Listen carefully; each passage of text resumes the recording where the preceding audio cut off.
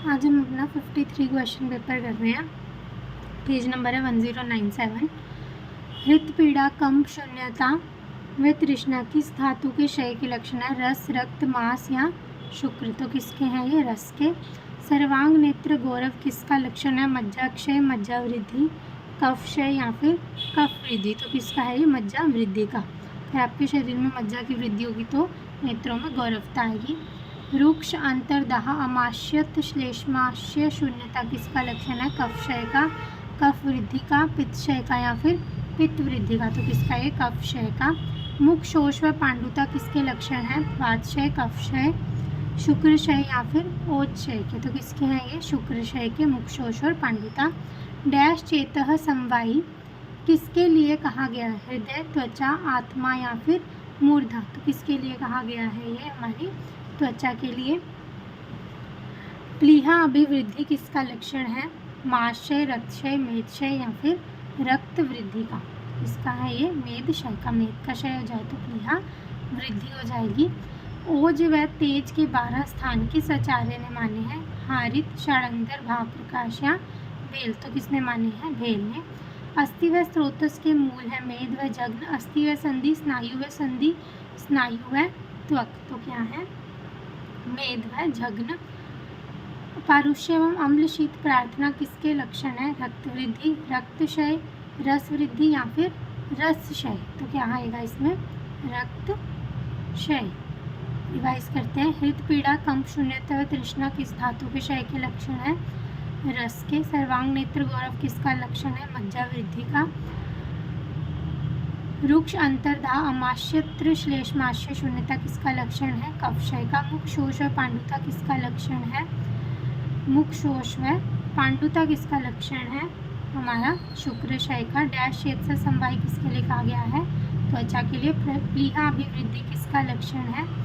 प्लीहा में वृद्धि हो जाना, मेद क्षय का। ओज व तेज के 12 स्थान किस आचार्य ने माने हैं? षडंगर ने।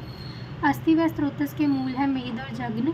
पारुष्य व अम्ल शीत प्रार्थना किसका लक्षण है? रक्त क्षय का। आगे देखते हैं।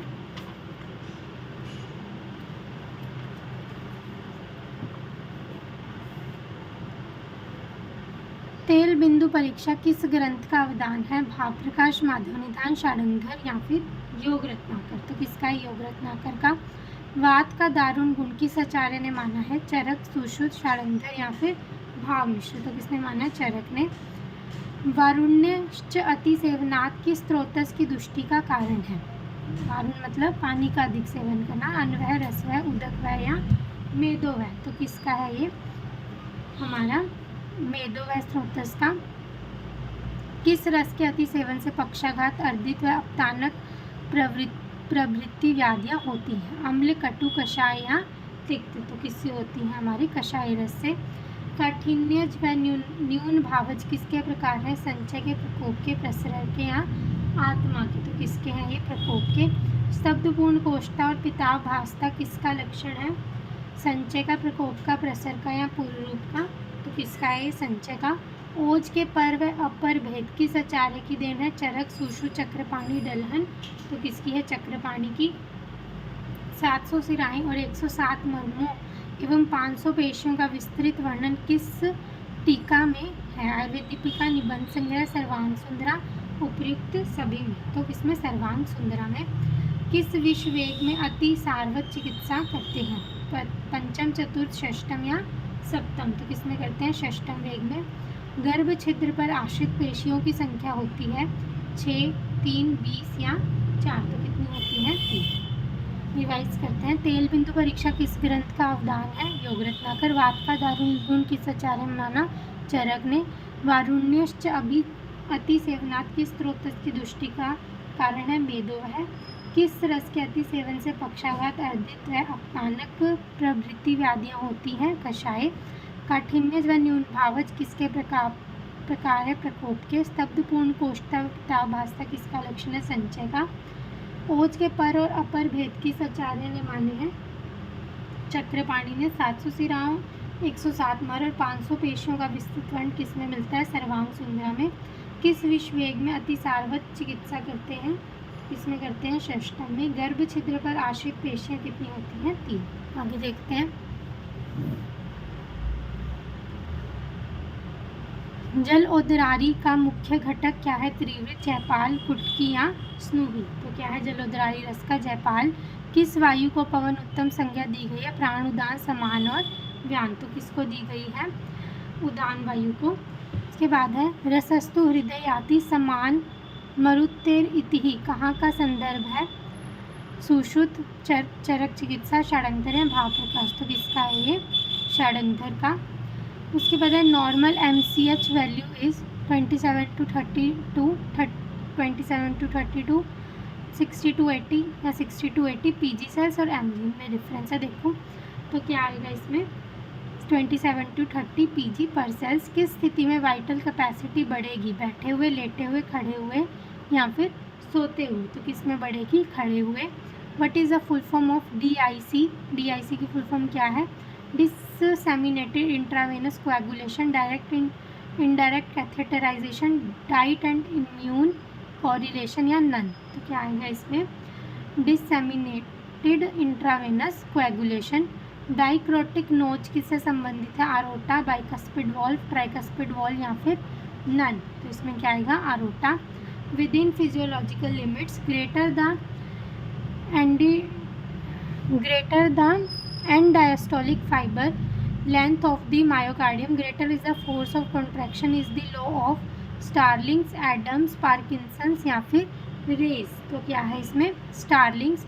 कौन syndrome is related with? Hypoaldosteronism, hyperaldosteronism, hypothyroidism या फिर हाइपरथायरॉयडिज्म। तो किससे रिलेटेड है ये? Hyperaldosteronism. Immunoglobin that can crosses the placenta is IgA, IgG, IgM या फिर IgG and M। तो क्या है ये? IgG। Maximum capacitance and resistance finds in artery and arterioles, arterioles and artery, artery and artery, arterioles and arterioles. किस में होती है हमारी? आर्टरी एंड आर्ट्रियोल्स में। रिवाइज करते हैं। जलोदरारी रस का मुख्य घटक क्या है? जयपाल। किस वायु को पवन उत्तम संज्ञा दी गई? उदान वायु को। रसस्तु हृदय याति समान मरुतेरिति, कहाँ का संदर्भ है? षडंगर का। Normal MCH values 27 to 32 PG per cells. किस स्थिति में वाइटल कैपेसिटी बढ़ेगी? खड़े हुए। Full form of DIC disseminated intravenous coagulation. Dicrotic notch किससे संबंधित है? अरोटा से। Within physiological limits greater the end diastolic fibre length of the myocardium, greater is the force of contraction, is the law of Starling's। कौन syndrome is related with hyperaldosteronism? Immunoglobulin that crosses the placenta is IgG।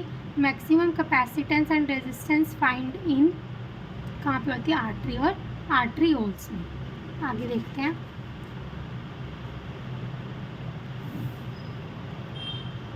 किस आचार्य ने वात का स्थान विशेष रूप से अस्थि व मज्जा माना है? भावमिश्र, बेल, काश्यप या सुश्रुत। तो किसने माना है? हमारे काश्यप ने। किस स्थिति में स्नेहवर्ती या तेलवर्ती का प्रयोग निर्दिष्ट है?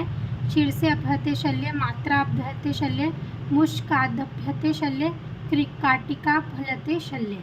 इसमें होती है मात्रा अधप्यते शल्य। किस आचार्य ने वात का स्थान विशेष रूप से अस्थि और मज्जा माना? तो किसने माना है? काश्यप ने। और किस स्थिति में स्नेहवर्ती या तेलवर्ती का प्रयोग निर्दिष्ट है? मात्रा अपहत्य शल्य। Thank you.